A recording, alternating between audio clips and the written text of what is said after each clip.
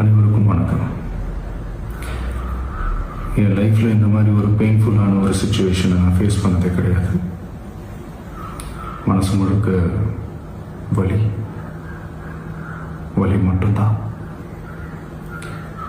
இந்த சுற்றுப்பயணத்தில் என்னென்ன மக்கள் பார்க்க வராங்க, அதுக்கு ஒரே ஒரு காரணம் தான் அவங்க என் மேலே வச்சிருக்கிற அன்பும் பாசம்.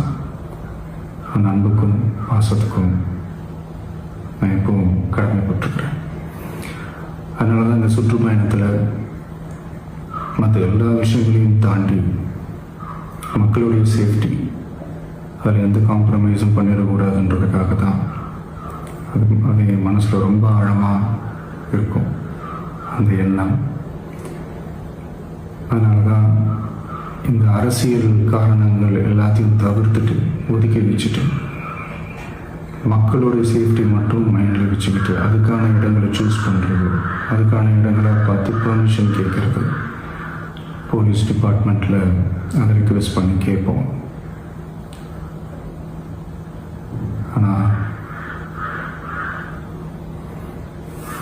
நடக்கக்கூடாதது நடந்துருச்சு.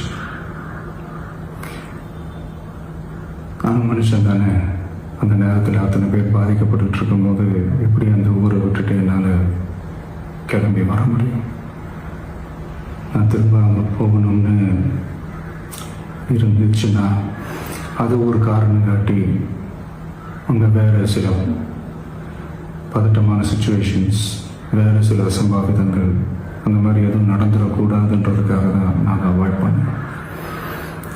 இந்த நேரத்தில் சொந்தங்களை இழந்து தவிக்கிற அத்தனை குடும்பங்களுக்கும் என்னுடைய ஆழ்ந்த இரங்கலை தெரிவிச்சுக்கிறேன். எனக்கு தெரியும், என்ன சொன்னாலும் இது ஈடையாகாதுன்னு எனக்கு தெரியும்.